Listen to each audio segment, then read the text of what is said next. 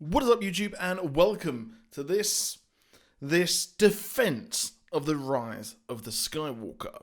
So pretty much everyone seems to be really disliking Star Wars Rise of the Skywalker.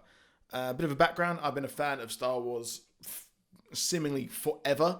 Watched the original cut of it before it was remastered in 1997. And, well, that's just really where my credentials begin and end there. Because just because you've been a fan a long time doesn't mean you are the best fan. But Rise of the Skywalker is an interesting entity. Now, when The Last Jedi came out, I found myself hating pretty much every single minute of the movie. It just felt abysmal, and it was essentially a spaceship in space just going forward till they ran out of space fuel, I guess. But it just felt abysmal. It had a terrible side story going to a casino planet. Rose was an awful supporting character, but then again, the abuse of her as an actress, as a person, which led to her quitting social media, was abysmal. That wasn't cool, guys. But the film was just abysmal. It just didn't fit in with Star Wars. It wasn't a fun romp. It didn't really do anything. And the deaths of major characters such as Captain Phasma, who were in the previous movie, marketed as a big kind of antagonist, simply just fell over and died in an explosion. It just felt like the movie, or Rian Johnson wanted to tell his own story, and he wanted to really disregard anything that happened in the Star Wars lore, because Rey, especially the treatment he took on of Luke Skywalker, which in my eyes is absolutely unforgivable. It turned him into a comic foil nihilist, which is not who Luke Skywalker is. While he has the dark side in he had the ability for it, obviously his family with Kylo, there is that ability to turn to the dark side. He always had hope. And seeing him there lose hope, it's not what that character is whatsoever. So with that in mind, I went into Rise of the Skywalker not really that excited. I wasn't excited for the movie. Much like Endgame, the marketing for it didn't look that good. It looked soulless. It just looked not really Star Wars. And luckily we've got things like The Mandalorian, Rogue One, Solo, a Star Wars story. These kind of stories outside. I was talking to someone at work how with these stories, what we're going to be getting is very much a main saga story, and then we can have the really cool stuff splintering off.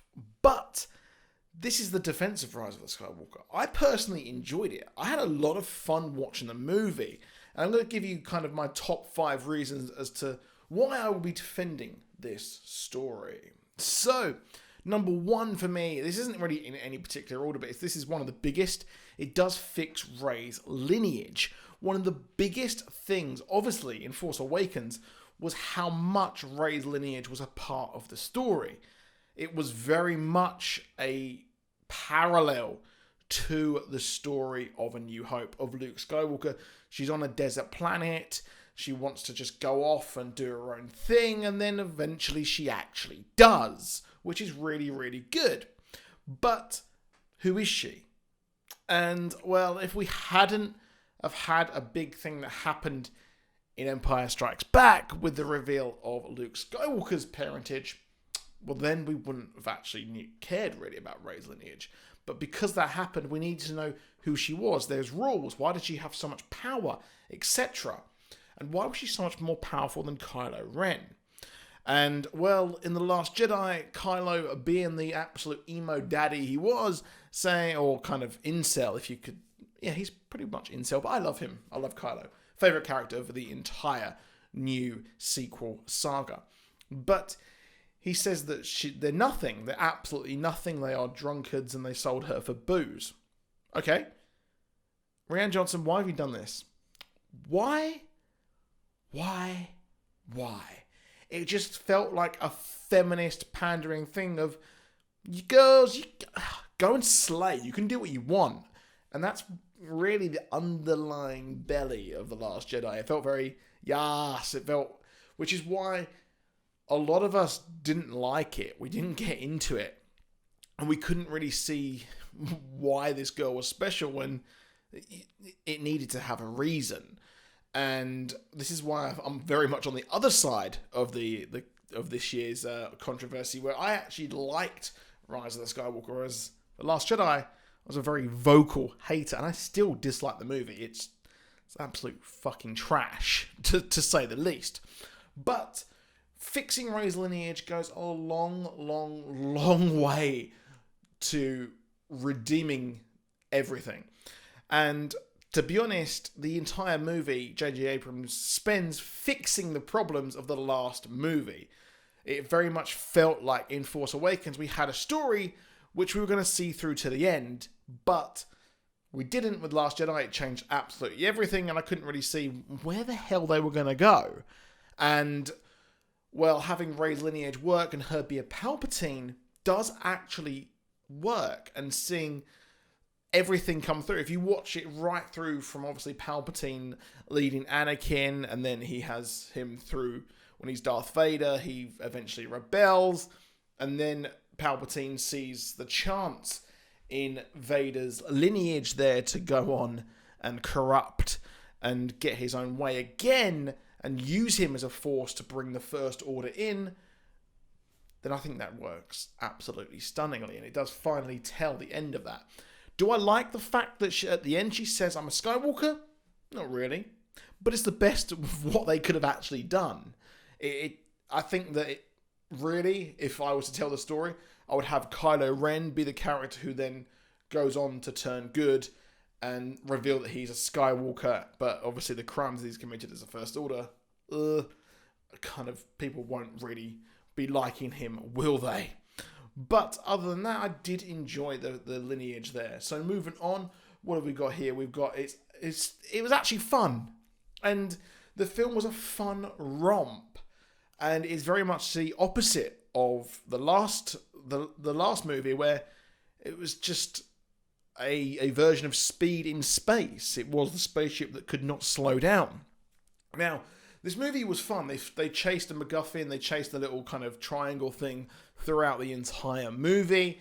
We had some real fun for once in Star Wars. We had the whole crew going on a mission, and it felt very much similar to Force Awakens, and also the first part of the original movies, where they were all working together.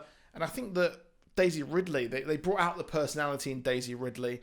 I'm not sure why they made obviously Oscar Isaac's character Poe there be a bit of a dick. I'm not really sure why they did that. I don't like that.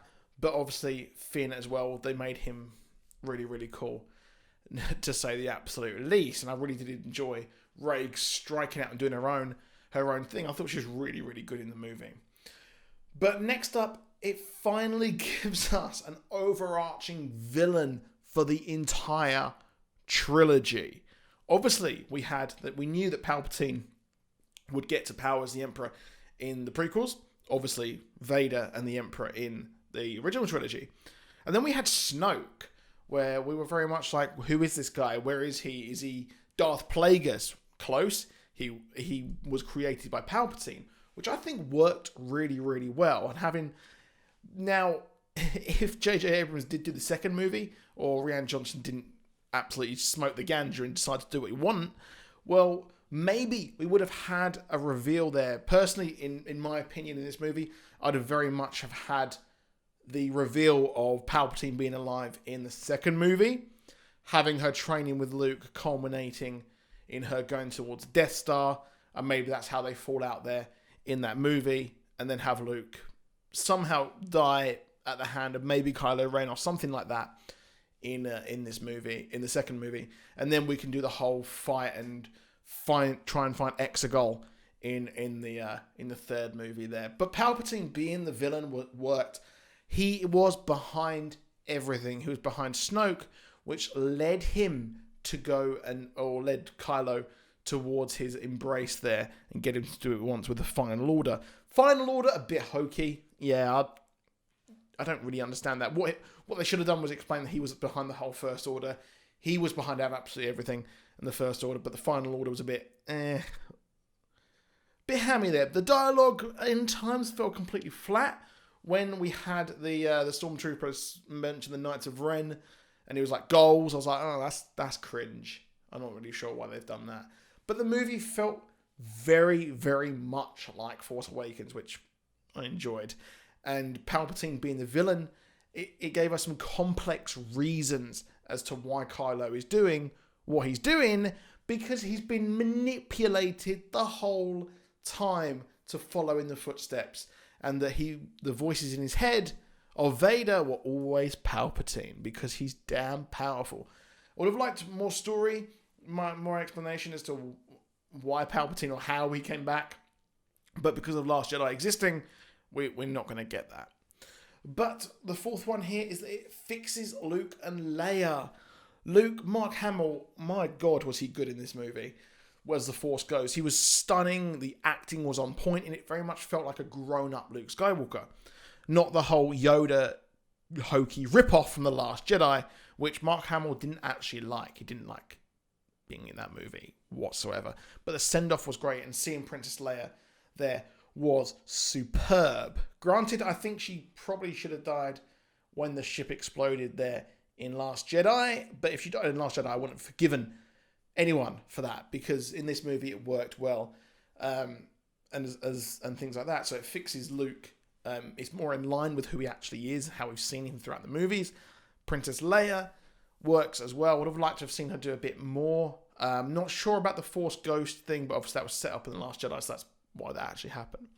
And 5, there was just the pure fan service, and everyone seems to be having a go at people who didn't like the movie, or they're disliking the movie for it being fan service and having a lot of things ruining their childhood. But seeing Palpatine again was great. Him being in this movie was amazing. I really, really did like that. It was nice to see that called back to the past. We saw Lando as well. Would have liked to have seen a bit more of Lando, but him coming back on the Millennium Falcon was just stunning.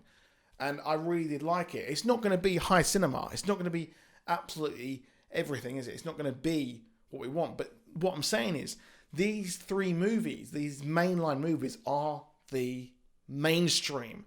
You can then get the spin-offs, such as The Mandalorian, Rogue One, etc., etc. They can spin off and create things a bit more. Obviously, we're getting the Obi-Wan Kenobi series as well.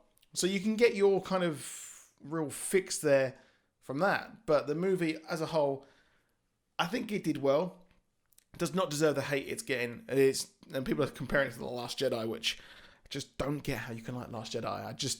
It's beyond me. But I thought it was a decent movie. And overall, it did a good job of fixing probably the franchise killer that was The Last Jedi. But that is all for this video. Please drop a like. Please subscribe. We stream on Twitch most days of the week as well. Twitch.tv/Superheronexus. And I'll see you soon. Goodbye.